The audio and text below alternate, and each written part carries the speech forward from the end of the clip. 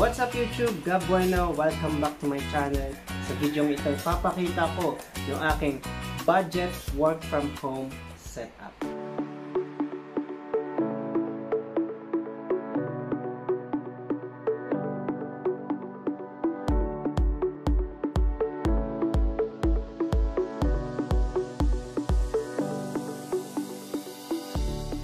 Kaya pa nakaka-subscribe, subscribe ka na. Like mo na rin yung video at click yung notification bell para updated ka sa mga ganitong content. So today's video, ipapakita ko yung budget setup ko na ginagamit ko sa aking pagtatrabaho. Yung sideline ko kapag ako ay work dito sa bahay lang. So tara! Samahan niyo ako. Ngayon, papakita ko yung entire setup ko na budget lang at pasok sa ating mga bulsa. Tingnan nyo po ito. Una ko papakita sa inyo yung ating laptop.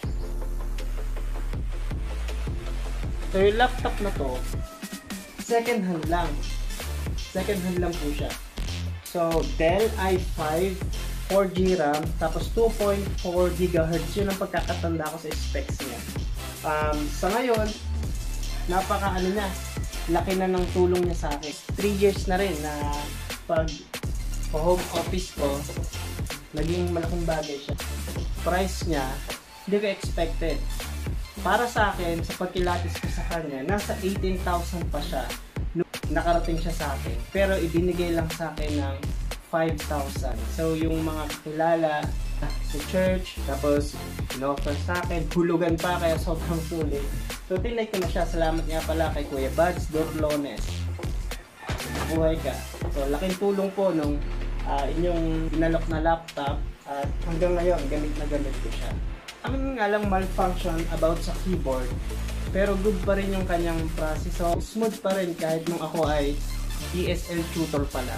Ngayon kasi VA na ako yung virtual assistant na.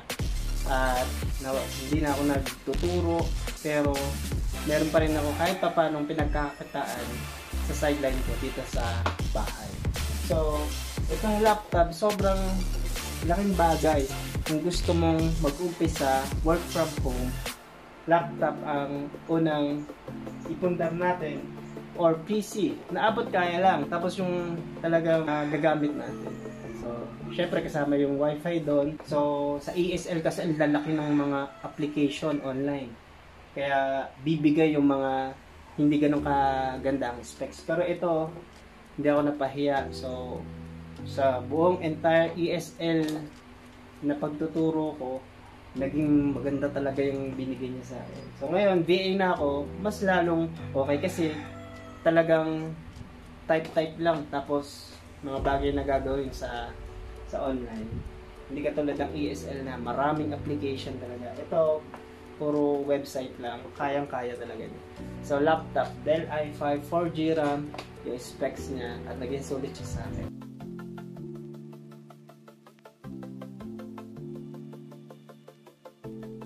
Okay. So, next naman, punta tayo dito sa ating keyboard.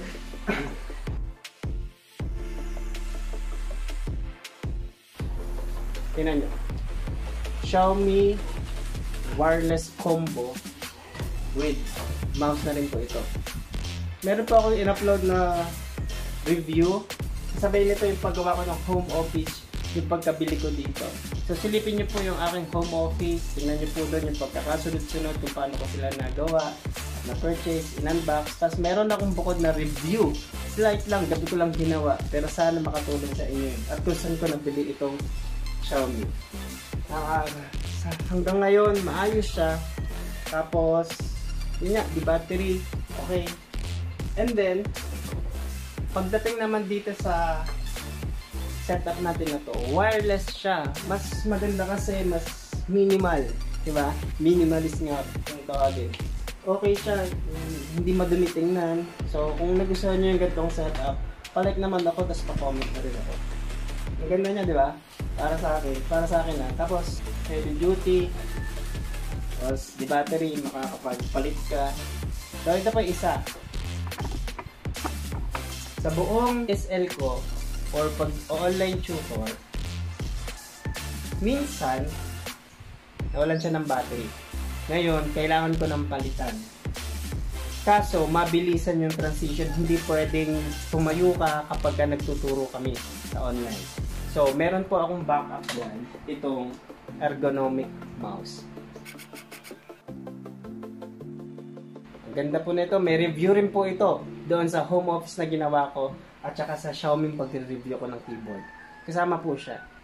So, ang tagal niya kapag ginamit mo siya, tina-charge ko siya parang 45 minutes to 1 hour, pero nagagamit ko siya ng ilang linggo. So, ang ganda po niya, yun o, nakakonect po siya lahat dito sa laptop. Ito yung mga, nila, yung mga USB. So, talagang walang dangling wires. So, makakapag-focus ka ng maayos, hindi sasabit-sabit yung manok. Hindi sasabit-sabit yung mga wire at mga gamit mo. Siya. Kapag 3 oras, 3 hours itong gamit ko na mouse, okay siya kasi maliit. Ang sarap rin manok. Ang sarap niyang gamitin. Pero kapag yung matagalan na tapos talagang hawak mouse, recommend ko po ito. Ang ganda niya. Okay, description box na lang tingnan nyo. May ilalagay ko doon yung mga link ito na napagbilang ko. At legit sila lahat.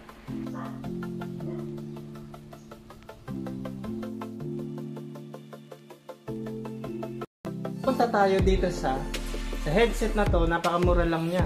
So hindi ko alam. Basta, abot kaya lang siya. 60 to 100 lang yata. Basta, tingnan nyo na lang sa description box. Hanggang ngayon, wala siyang palya. So, mura lang pero quality. So, ginagamit ko siya madalas dito sa cellphone ko, sa Huawei Y6. Tandaan na ng cellphone ko eh. So, ginagamit ko rin siya kapag dito sa laptop, pagka nakikinig ako ng music, kapag may pinapakinggan akong tutorial sa YouTube. So, okay na okay din to. So, recommended ko rin yung headset na yan. Earbuds ang type niya. Tama. Yun o. Then, kapag sub-sub ako talaga sa laptop, cellphone, meron ditong eyeglass. So, tingin ko naman nakakatulong at anti-radiation daw ito eh. Bagay ba? At, meron ako ditong ballpen. Lagi akong merong ballpen.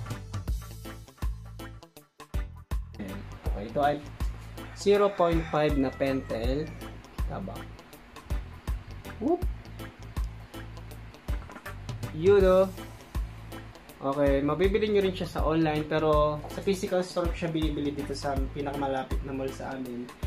Marami akong ganitong ballpen nandito sa pencil case ko, sa DIY pencil case ko yung mga iba kong ballpen. At 0.5 siya. Meron din akong binili na 0.3.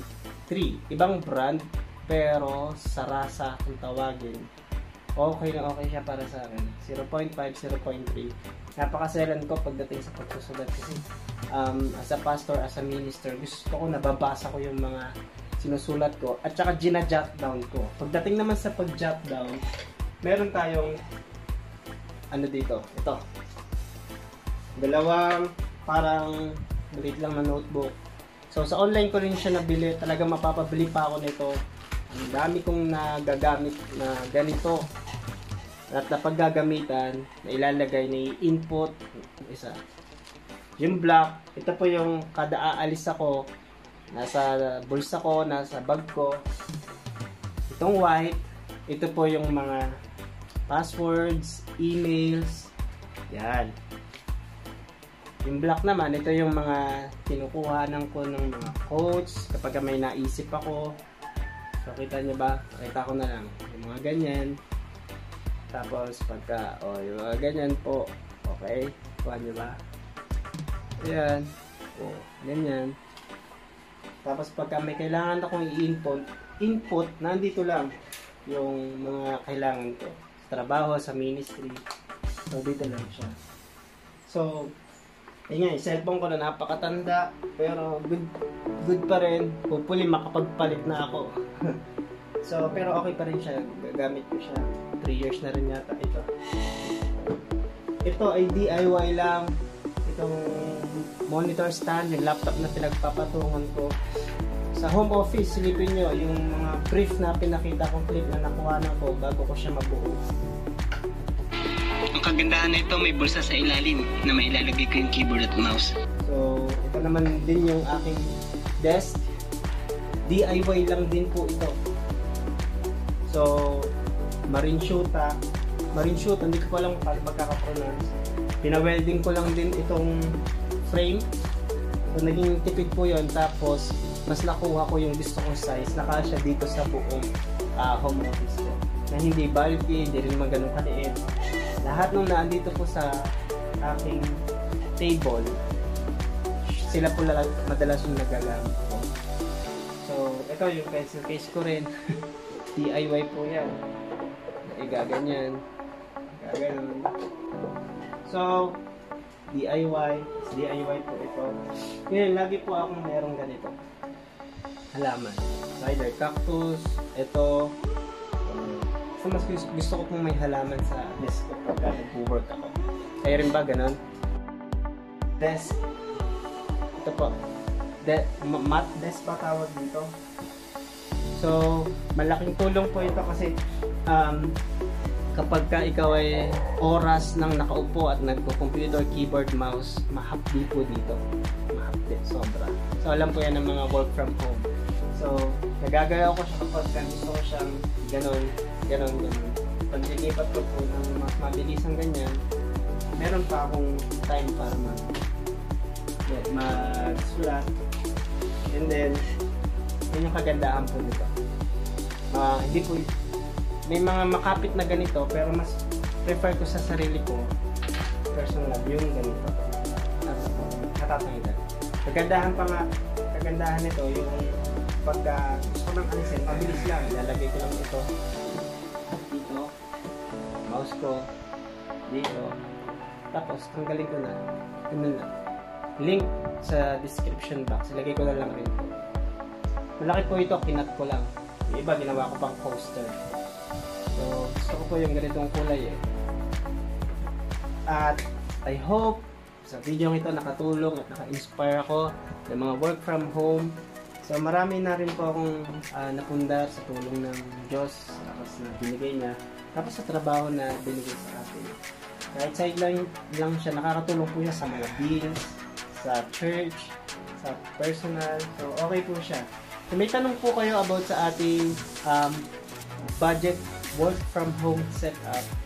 Lagyan nyo na lang po sa comment, try kong sagutin. At salamat po sa nakatapos ng video nito. Huwag kalimutan mag-like and mag-subscribe. Supportahan natin mga Christian vlogger. Okay? So, salamat po. God bless you. See you at the next vlog. This is Gab Bueno. God bless you.